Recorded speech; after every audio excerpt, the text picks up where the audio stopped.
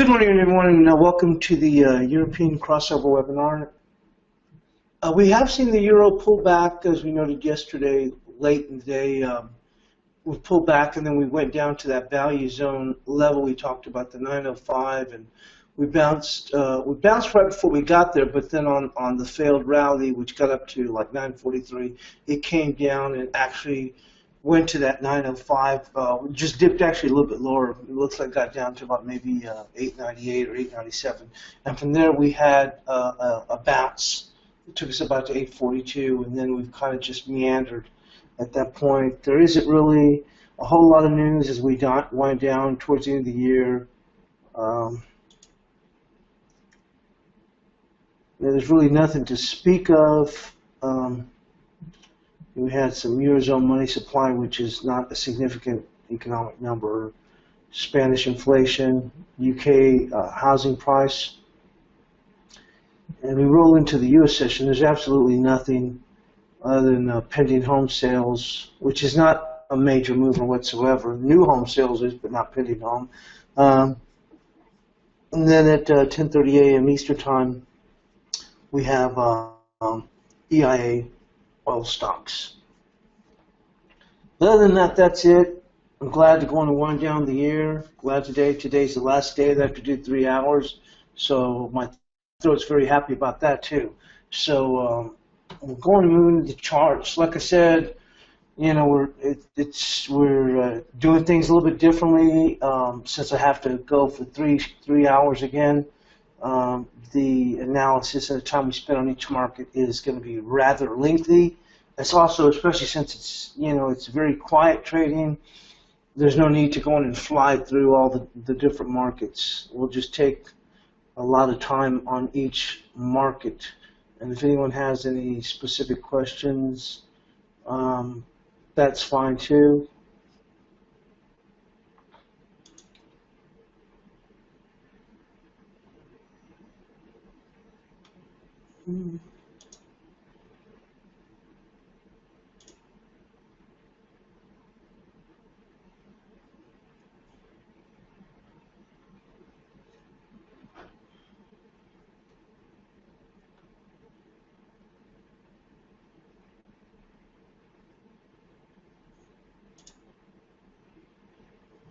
So let's just go on and move into the, I guess we could just go and move into the euro right now.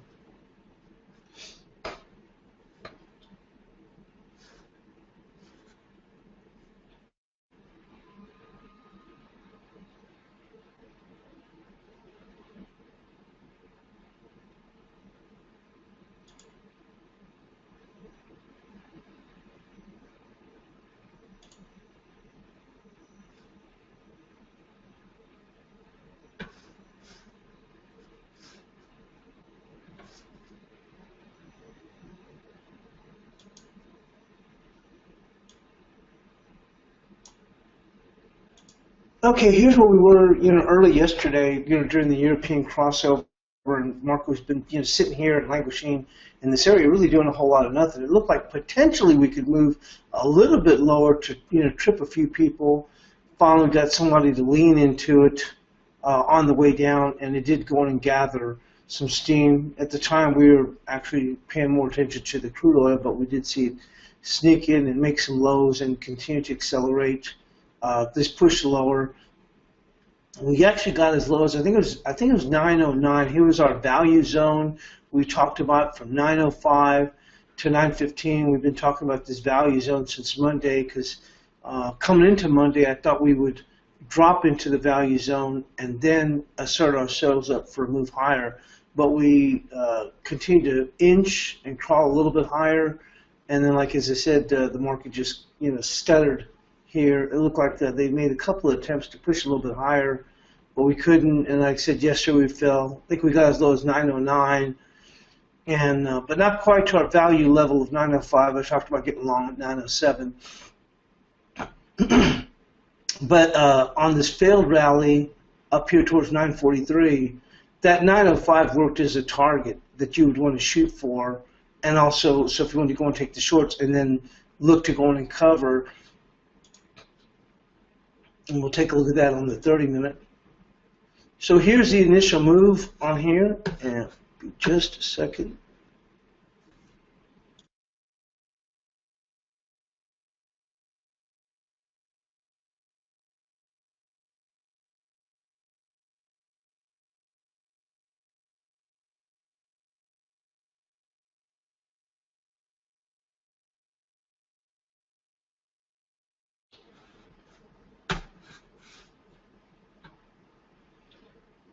So we made this move down here, looks like to about 909. Like I said, we were wrapped up in the crude at the time. And I was surprised to see it even take another leg lower, which, like I said, took us down to 909, but it came right into our value zone in here.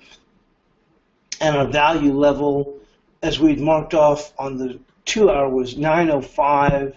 I'd indicated, I think it was on Monday, that, uh, I would like to get long at 907. I didn't do anything at that time. I don't mind taking trades on the euro if I'm in the webinar, as I said before, but I won't take trades on the crude oil if I'm in the webinar. Saw some great, fantastic levels yesterday. I wish I could have gone and been in it. On the initial move up, I did want to get short after the webinar and just scalped a little bit here and there. But like I said, I don't mind getting putting on positions in the euro during the webinar. And we certainly, the bottom kind of fell out on a very short to small term basis here, but nothing like the kind of moves that you could potentially see in crude oil. And I'm just not going to leave myself exposed to that kind of risk in crude oil unless the entire webinar or during the webinar all we're doing is looking at a crude chart and some things, and basically I'm just not saying too much or anything else, but the only way I would be willing to go in and put on a crude oil trade.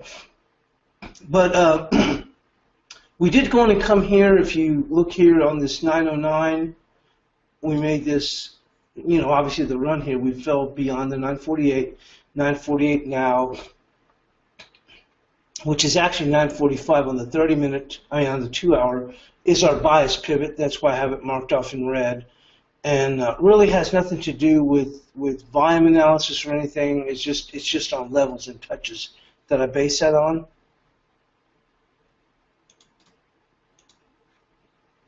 But you can see we had a nice, now this I would indicate is a shooting star, even though it's just, barely not too much of a run up here.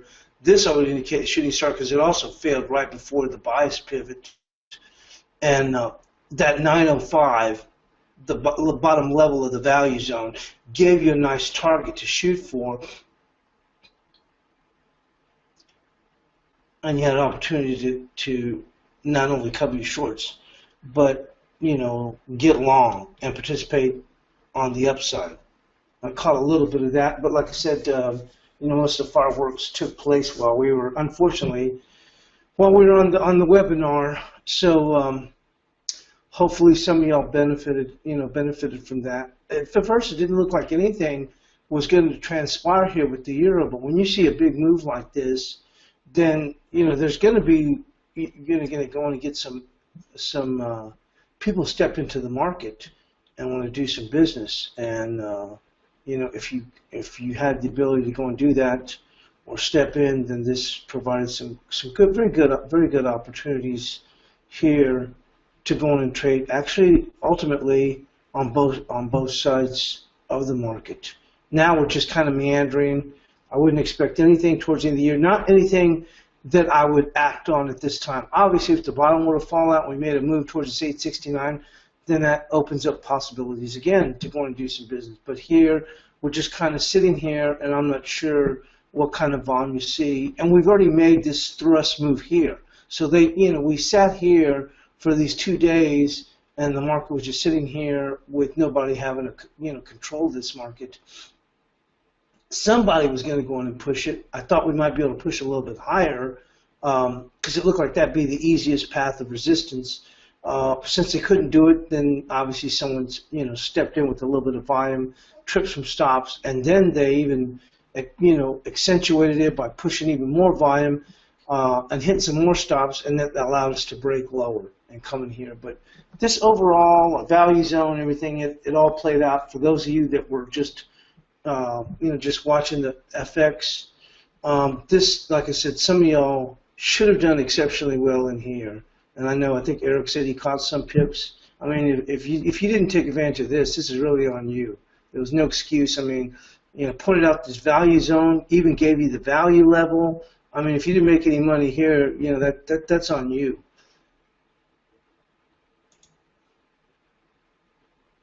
Right now, there's just not a whole lot happening. As I said, on that return back up from about 909, there's our value levels, value zone from 5 to 15. There's our value level here. This is 905. Obviously, since I've got it scrunched up, it looks like it's sitting in the middle, but it's not. It's right there on that level.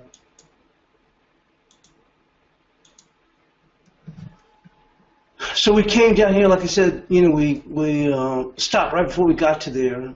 I didn't have a working order. I probably wish I would have had a working order just to be on the safe side, but I wouldn't have got filled because I was going to have it at 907, and I think the low was 909, and we bounced up. As I said, we failed right before we got to the bias pivot, which was 945. And why I like to look at multiple time frames, because if you looked here, you really couldn't see anything, but if you looked here on the 30-minute,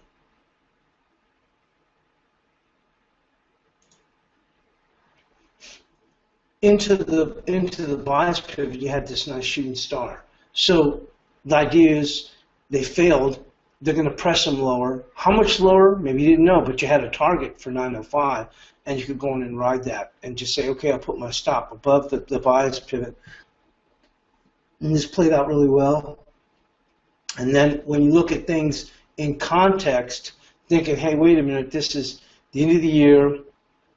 There's not a whole lot of activity. We've already fallen a good chunk of change. Then it did make sense to go on and get long here, which is what we've been talking about, since Monday.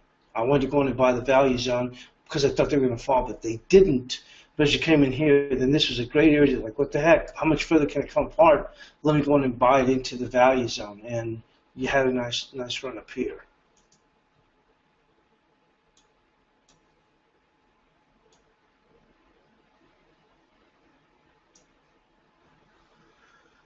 So that's about it here in the euro. Like I said, I really don't anticipate anything happening. It might.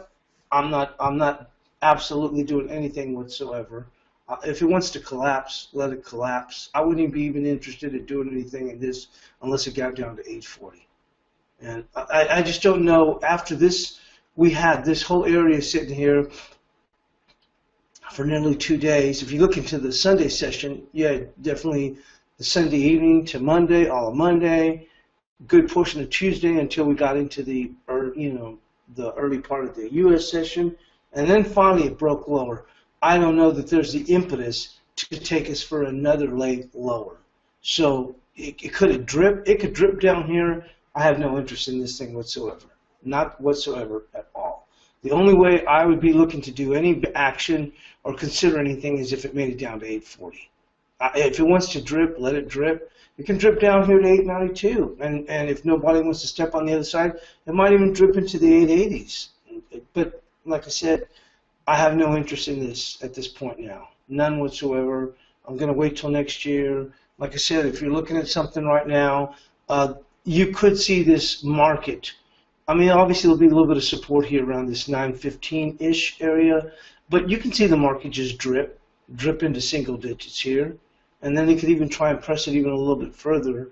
I don't know if it's necessarily worth it, but my guess is probably they'll try and want to drip at least into the mid-teens, lower teens in here. But you're basically just, I wouldn't say you're picking up dimes or nickels and dimes in front of the bulldozer, because I don't necessarily see also the impetus for us to make a move higher, because after what happened here, I don't think anybody's trying to buy it, thinking that they're going to go on and zoom them up a little bit.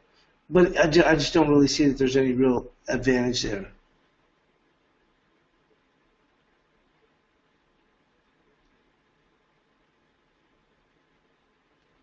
Well, John says, hope you had a good Christmas. We're wondering if you have a view on your dollar over the next few quarters, please. Well, I mean, obviously, I don't think I mean, I see you in the webinar, but anyone knows I don't forecast. I really get ticked off when people ask me to forecast. And it's kind of like nutty. I'm a scalper and a day trader, so why would I have a view on the quarters, on the next few quarters? Who knows what this thing's going to go and do? I mean, I've had some pretty good success trading the euro, taking the other side on these areas, but my time frame is so short. I'm not going to go on and I have no idea. I really don't care. The problem is what can you make over?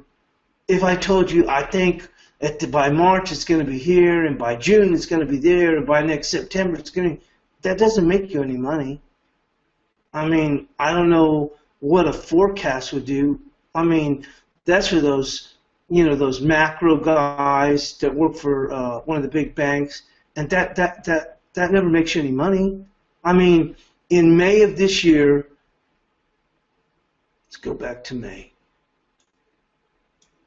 I'll give you an example.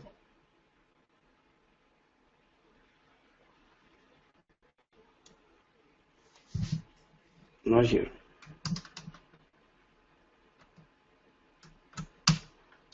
Forecasts are for losers, okay? I'm just telling that straight up. Forecasts are for losers. See this area right here? I'd probably move it a little bit lower, to be fair.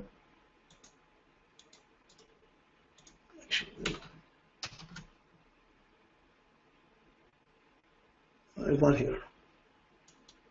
This is in May. Probably even a little bit,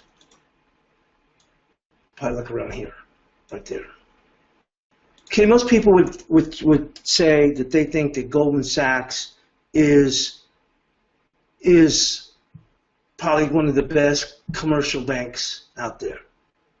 In May of this year, Goldman Sachs had a target for the euro by year end, and the euro was trading right at 110. Okay, Goldman Sachs had a target for the euro at 98 cents by year end. 98 cents. We are right now at 109 and change in the euro. And Goldman Sachs is considered probably the top commercial bank. Their target for the euro next year, and which is only a couple of days away,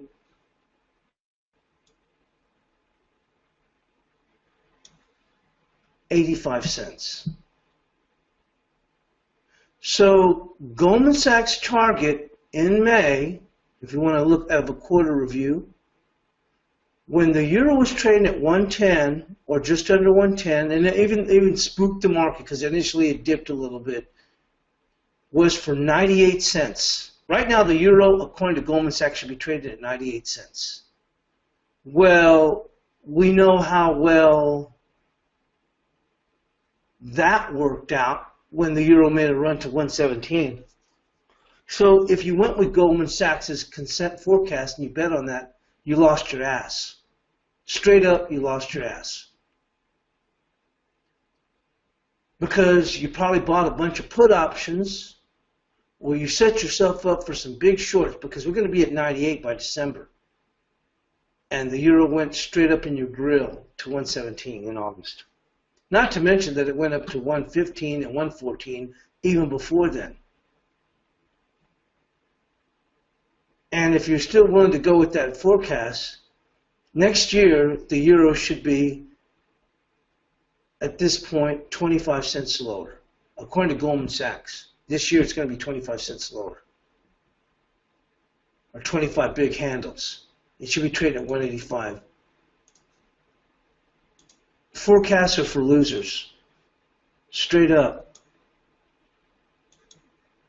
You don't make any money by forecasting. You make money by seeing where the market is and trading off that. And another problem with forecasting is, I used to say, oh, I think the euro will be here, the euro will be there, is because you end up vesting yourself in that forecast. So you're thinking, well, I told everybody and I believe that it's going to go to 106. So what happens is you ignore these moves higher. And you say, well, this is just the market being overdone. This isn't really real, this move up. And it just keeps on going up. And then when you see down moves, you feel like you're being validated. Well, you see, now we're going to start falling. And then it goes right back up, and you just keep ignoring it. Well, now it's going to start falling.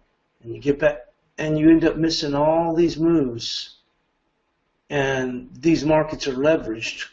So why would you want to put yourself in that situation? One of the reasons I like trading the euro is because it's a very two-way market. That's one of the reasons I really enjoy that, and I think it's a very good market to trade. It's a good question you're asking, but I'm trying to make a point by that, and I'll show you something of a market that I don't have any interest in trading whatsoever. Y'all like it, but I couldn't give a rat's. You know what? I don't like trading Aussie.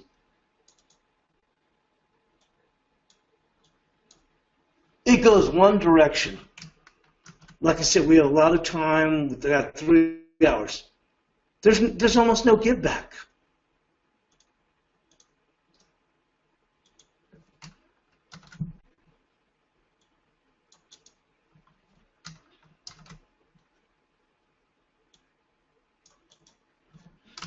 Even right now, look at this.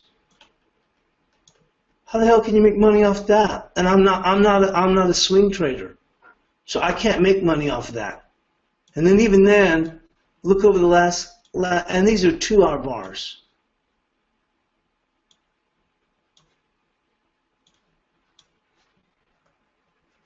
$0.15 cents. I mean, 15 pips. 15 pips. I can't make money off of that crap. I can't. If y'all can make money off of it, fine. You know, more power to you. That's why on the webinar, on it. See, just screwed up all my. Hold on.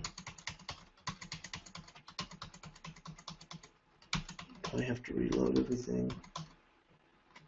Hang on.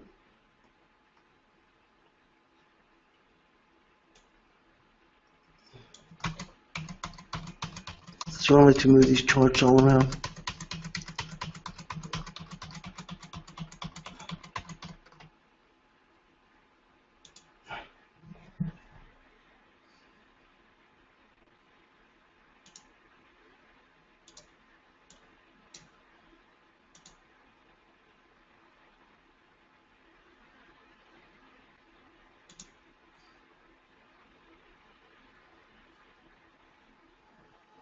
I have to reload everything. Now everything's all jacked up.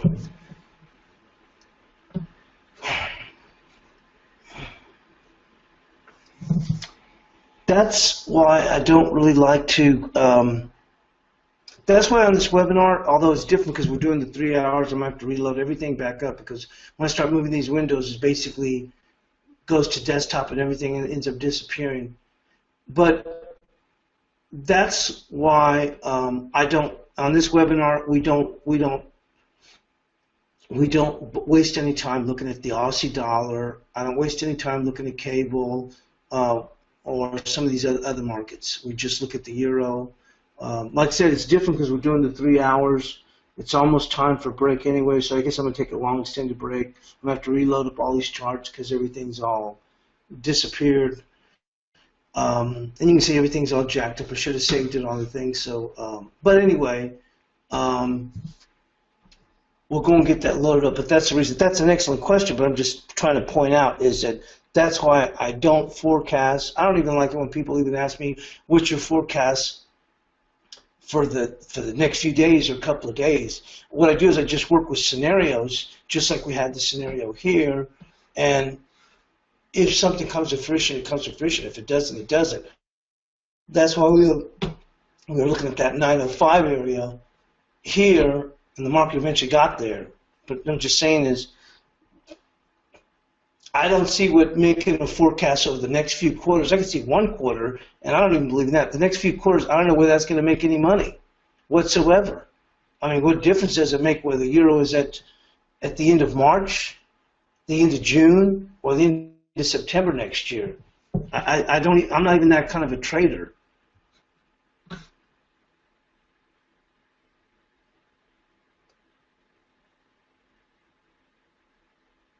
Yeah, John, you're right. You said, I was just interested in a longer term view, but appreciate it's just a guess.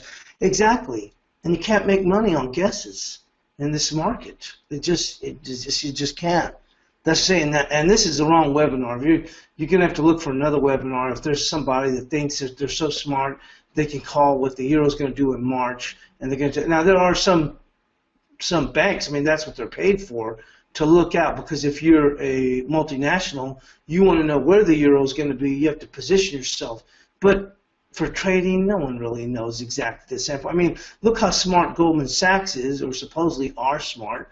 They've had questionable calls in crude oil. They basically sold the bottom every time. But like I said, you know, still, they're a pretty good, doggone smart bank. And look, they were looking for 98 cents right now. We should be, back in May, according to Goldman Sachs, we should be at 98 cents right now. And look, we're at 9.21. So if Goldman Sachs can't get their act together to figure out where the euro is going to be at the end of the year in May, who the hell am I to go and say where the euro is going to be? And it's not even my game. That's what I'm saying. That's why I don't even entertain those ideas. That's not even my game. Ivy says, just want to say thanks for the superior knowledge and guidance this year. Wish you and yours a very healthy and happy 2016. Best always. Okay, thank you. Very appreciate that, Ivy. Yeah, Anders says the same thing. Longer term, who the F knows anyway? It's all about levels and momentum, and that's exactly right. Anders is spot on. It's all about the levels. I mean, I always say it's all about the levels, but Anders made a good point. Says about the levels and the momentum, and that's what I was trying to talk. And you see, I have the workspace from. You know, obviously, I should have saved my workspace. That's why when I had to reload the workspace, it has all these old markets. But he's right, because that's what I'm saying is it's all about the levels and where the momentum's taking us. And that's what I'm saying. If you have a forecast is like I come in here and I tell you, I don't care. I'm telling you right now it's going to 702. Then you vest yourself in that, and what happens is you put horse blinders on. Mentally, you put horse blinders on. And I've been there, and you ignore all these moves. And when I try and tell you something, it's not because I know. I try and tell you something because so you can learn from my mistakes. I remember, and we'll go and take a break. We're going to take an extended break. I remember when the euro made that run up and it bottomed around 125 and it was going up. And I said, this is crazy, this is ridiculous. And this is where, what's his name? I don't know why I always forget that guy, but he lost $7 billion shorting the euro from 125 to, I think it was almost 130, 31 and a half. I always forget his name, but he lost $7 billion. He's a well-known currency trader, successful, but he lost $7 billion. But I thought the euro was going to go in the toilet, so I started selling the euro, shorting the euro, 132.50. And you know, I was talking all kinds of smack against the euro. This is ridiculous. It's going to go lower. The Spanish unemployment's so high. Blah blah blah. And the euro just kept going higher. And eventually, the euro made it up to 39.92. I kept saying in June. Someone corrected me, and they were right. It was actually in May. When May of, you know, like a year and a half ago, when the ECB had the meeting, and that was the top in the market at the time, 39.92, and I ended up getting out of my shorts. I just couldn't even take it anymore. So pissed off. Ultimately, I was right, and ultimately that guy who lost $7 billion was right. But what difference does it make? My point is that I kept ignoring those moves going higher. Because once again, you would put horse blinders on, and you can only see what you want to see because you vest yourself, using this example, to 107. And so anything that goes your way, you believe it is correct, and everything going the other way is a bunch of idiots who don't know what they're talking about. And as Andrew says, you're missing out on the momentum. And then we come back down, and you're saying, see, these guys were all stupid. They were wrong. You see, now we're going back to 107, and boom. And we just keep, and then what you don't notice is we're continuing to work higher. So you, as Anders indicated, you want to go and play with that momentum. Even though you think eventually it'll go lower, ride the market for its momentum. Then you could take advantage. So by the time it gets here, you think you've been vindicated, and now I'll be doggone if it doesn't go back up. The reason it's going back up because it's a retrace of this massive sell-off. It's basically, yesterday is a microcosm of that same move, if you think about it. Look at this. We had this big sell-off, and we came to our buy zone, and we almost made it to 905, but we did make it to 905 here. but we got the rally and it failed because that's a retrace back of this level. Because in context, you've fallen so far. When we came back down, I told you you should know that 905 would be your target, and we were looking to buy there. So not only could you use that as a target to short, but use it as a target to cover your shorts and get out. And the market bottomed out, looks like about 898, but we get to our 905, and look, we turn around and we rally up 40 pips from there. So that's what I'm saying is you look at things in context. That's the one reason why I like trading. I mentioned yesterday, I like on Twitter, I like trading the euro and the crude because they give back. They have that two-way action. I kind of refer to it as a reversion to the means, meaning going back to the average. You get this massive sell-off, and the market comes back. Unlike the stupid Aussie dollar that just goes one frickin' direction, comes back about 4 pips, and then reasserts the direction. I'm not a swing trader. I don't even hold positions for days. I mean, I liked initially the gold market, but the problem I like with the gold market is it has been giving back and forth, as we said, but it doesn't do it. It gets going in one direction throughout the entire session. Then it gives it back the next session. That's not my game. That's why, ultimately, one of the things I want to do for 2016, I want to be trading the crude as well as I generally overall trade the euro, and I want to do the same thing with the boon. I'm going to figure out that animal. Between these things here, and this is one that, and we'll get to the break, it pisses me off. The market came unglued yesterday, right here in the 70s, and the market sold off down to, out of nowhere, sold off down to 54, and we actually got down to, I think it was 52.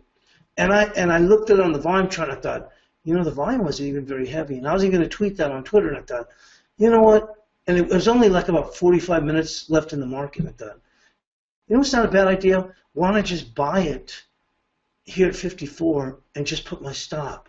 Because, and once again, a reversion to the mean, I go, they've already sold off anyway. It's holiday trading. How much more can they sell off? And on top of that, you know, we could probably see a rebound because we know the penchant of the sucker to go in and rebound and come right back.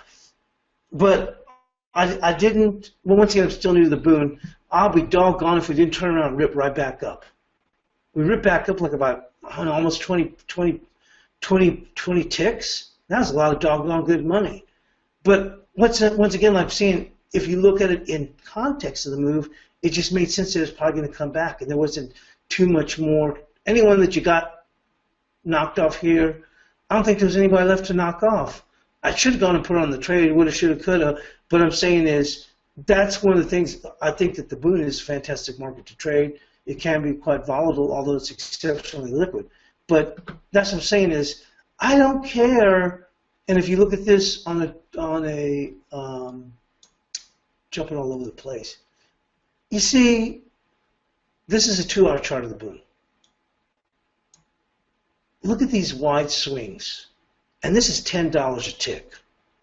These swings are freaking epic.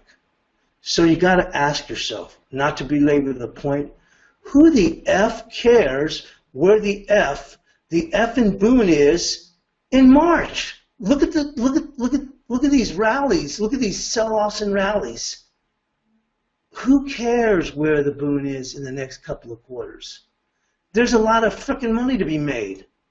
I don't care where the effing euro is in March and June. I'm just going to go in and trade it. I don't care about, you know, talk at the bar. Well, I think the euro is going to be, it's like they call it, I think really calls it cocktail party talk. Who cares? If it's not making me any money, I don't care. I simply don't care. Anyway, let me go on and get but that's I'm just trying to belabor that point, is that you really just need to focus, as Anders said, he said it perfectly. It's all about the levels and the momentum. That's all that matters. If there's anything that you can take away from this webinar, we day trade and we scalp. That's it. If you're looking for things for the next quarter or the next month, you're in the wrong webinar. You better go somewhere else. And I just mean in the sense if you're looking for that kind of information, because you're not going to find that information here whatsoever.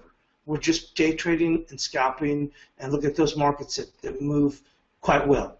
You're not going to see me follow the Aussie dollar or the cable. I don't care about those markets that don't even move, or crazy cable that trades. I don't even know where that level is where we tried to get in yesterday. Maybe it's a little bit higher. We'll look at that. But it's time to take a break, and we'll take an extended break while I try and reload up all these charts because, like I said, everything is missing at this point.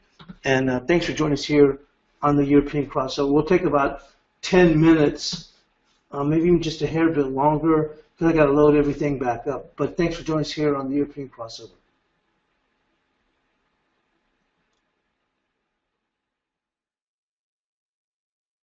Okay, everybody, and welcome back to the European crossover webinar. I'm going to move this.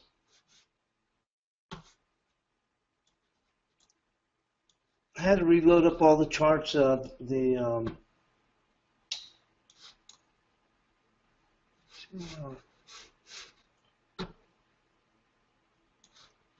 that's why they look up kind of all jacked up right now.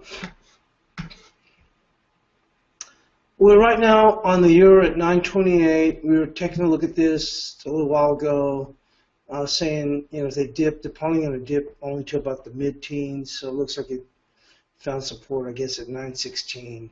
As I'm saying, I don't think there's a whole lot here because if you look in context of the move, and we sat here for the first couple of days, I don't think anyone's trying to press it at this point. So it's just not really a whole lot left. I just don't see where there's any real action.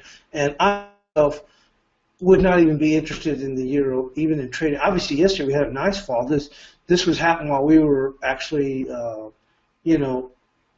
taking a look at the crude at the time. But and we came down into our value zone level on the second run, which was a great target, the 905. That's an area that we talked about, getting long the market here. Let me just clean this up a little bit.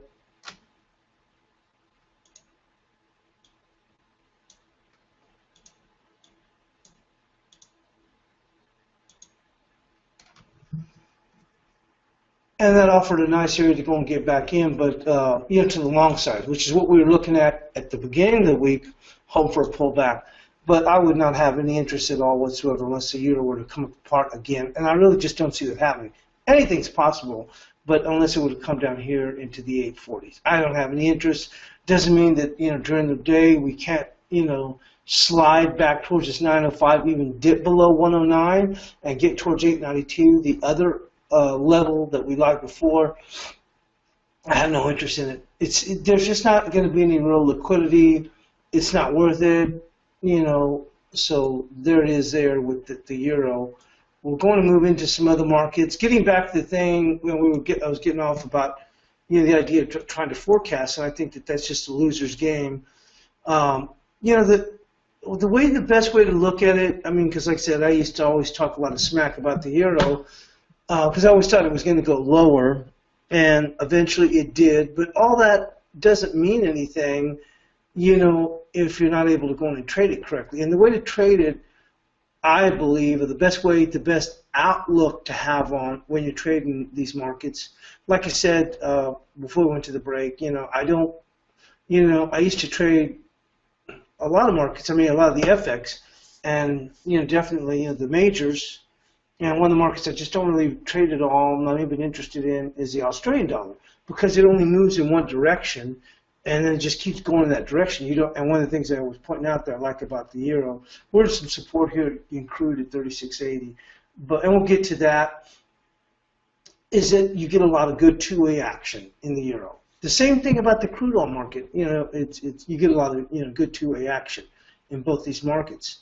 But I think that the best way to approach this, because I don't think you can approach it necessarily that way. Something like the Aussie dollar, but is the way to look at it, because we do, we go back and forth. Anders made a good point, which is I always say it's all about the levels, but Anders mentioned it's all about the levels and the momentum, and it depends on where the momentum's taking you. And so the way that I finally came, or kind of got my head wrapped around it, is I just look at it myself as just you should really, I think, view yourself as just a mercenary, an FX mercenary, so to speak, and you're going to go with the side that pays you the most money. That's what a mercenary does. Doesn't really care what side he or she is going to fight on. They're just going to go with the side that pays them the most money. You know, what they used to call soldiers of fortune. So that's the way you just go in and look at it. You know, even if you bearish the euro, just like we were looking at the beginning of the week, I was looking for the market to move down, and I'd said I wanted to be a buyer here. This value zone was 905 to 915. The level was 905. I said I wanted to go and put a limit at 907. On the first foray down, I think we only made to 909. So not that I was expecting it by that time here yesterday, but even if I had my limit, I would have gotten filled. Now, on the way back down, that was a whole different game, and I was able to make a few pips, not a whole lot. I mean, I'm basically coming in and picking up leftovers after this next rundown, but it's something, like I told one guy, some pips are better than no pips. But that's why one day you want to be a buyer of the euro, and then maybe a couple of days later you want to be a seller of the euro. And essentially that's all you want to do is just try and figure out, you know, which side of the market is going to pay you the most money. I think that that's the best way to go on and you know, trade these markets. So let's just go and take a quick look at the crude oil market. We'll jump back at the top of the hour because we'll have more listeners, and I think most everybody's taking a break as we go into New Year. You know, they know nothing's really happening, so I think more people, at least on the U.S. side, are probably opting to sleep in a little bit. There's no need to get up, and that's what I'm saying is whatever's happened has already happened. There's not, other than a little bit of jostling around today. I don't think it's not worth losing any sleep over, and I don't think it's worth losing any time sitting in front of the screen trying to figure out what something's going to do in a low liquidity environment. We're just not there. But let's go on and move into the next screen. We'll look at your crude oil real quick, and then we'll jump back and cover the euro again at the top of the hour, and then we'll kind of circle through everything, or cycle through everything, however you want to say it. So let's go and move into there just quickly.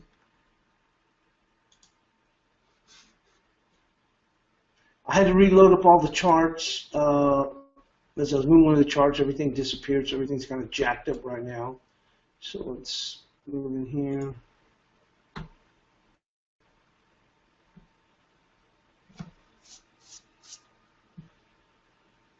So we're coming to a little bit of support here on the 2 hour, 3681.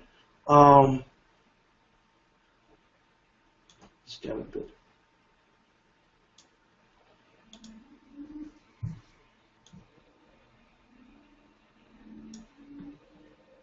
And we saw the run yesterday, and you know, the odd thing is, which is pretty interesting at the time, I shared this on Twitter though,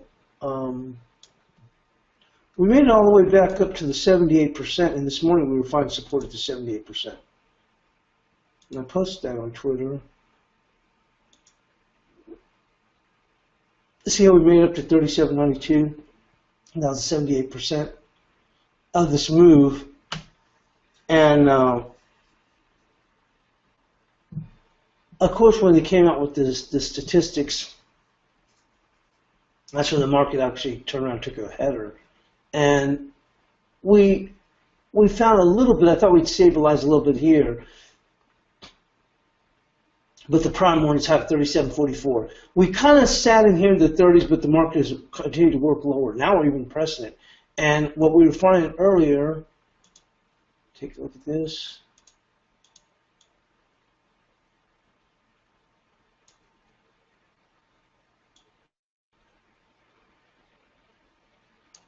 Initially, we were finding support once again here at the 78%.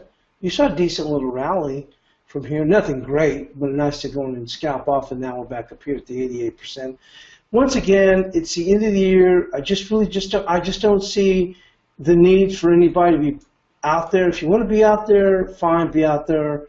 But and I was able, fortunately, I missed. You know, I was, as I said before, I can trade FX, well, primarily really just the euro, while on the webinar. That's fine, but I'm not going to put on crude oil trades when I'm on the webinar. There's just no way. This market can move too quickly, and I'm not going to be able to concentrate to go and put on the webinar. But I was able to make some money yesterday scalping the crude after the the webinar. Unfortunately for me, I missed a big move. The big moves that we were seeing while I was doing the webinar, as I pointed out, I said for full disclosure, I don't have no trades on. There's no way in hell I'm going to put trades on while I'm on the webinar when it comes to crude oil. The market moves too fast. I'm not going to be able to concentrate unless all I'm doing is just staring at the crude oil chart. And even then, I look at the stuff on a different screen where I'll definitely have the footprint, a 2-minute, which I have a 2-minute here, but I'm saying a 2-minute. I'm looking at a 5-minute also, and then this 30-minute. But like I said, the market moves too quickly for me to go and jump in like that. But we're coming up towards the top of the hour. We'll just take a quick look at it right here. Volume still remains relatively low, but like I said, we're moving into the New York session. I see a little bit of a move up here. Someone had told me yesterday they're really getting jerked around with this market. They were saying that they tried trading crude, and the last couple of days they're getting jerked around. They're getting stopped out at the bottom, and they're getting stopped out at the top. And I was letting that person know is that, the way I traded, I just traded as a reversion to the means. And I think it trades really well, backwards and forwards. But you can see here on the 30-minute, here's where we got the sell signal. And this is the chart from the day before. Like I said, I had to reload everything, so everything's all jacked up. But we got this buy signal. We talked about this yesterday, and I was like, I don't see anything happening because, I was looking for the market to bottom in here and then start to take off and then come back or whatever. So I said, well, I'm not really paying any attention to this right now. It's, they might be able to push it a little bit higher, but nothing's really happening. And it was this bar here that really got me saying, hey, we got something here. Because we looked like we had something there. Because we rallied up and we finished strong and said, hey, we have the impetus that we can make a move. And I was thinking 37.44, which was right in here. It was just a return back up in here, right there, where we have these touches. 37.44, which that was the high of the move at the time of the morning. We made that run up there. We talked about taking out the previous retrace high of 37.28, which we did, and we took that out. I think by only by one tick at the time, or maybe actually we did a little just before. We did 32 cents. We pulled back, but I thought ultimately we're going to have a chance to make it up to 37.44, which we did. Then I said, don't pay attention to it until we get up to this 37.69. It was because we talked about some volume analysis there. So we, fortunately after the webinar, I was able to get in and, pick up a couple of nickels. Unfortunately, I wasn't able to participate in this move here while I was doing the webinar, but let's go on and move back in to cover the euro because it's the top of the hour. For those coming in right now, welcome to the Morning Edge. Blake is still in Vegas. He'll be back tomorrow, so I guess he'll be back for the last day of the year. And but like I said, there's nothing happening. There's absolutely nothing happening that I can see at this point. But we'll go in and do a real quick recap of those that are coming in right now. We'll do a real quick recap of the FX, and then we'll move into crude oil, which is right here pushing on its lows here, and we'll look at some other markets, and eventually the screws and the gold. Crude's coming and continue to even press lower. I'm not going to look on that right now because generally Blake starts his shows covering the FX, so crude is marching lower at this point, but we're just going to go and move into FX at this point. I'm trying to stick with the same overall general format. People that are coming in right now, they're thinking or want to hear about FX, although there's really nothing happening in the market, but want to stay on topic with that.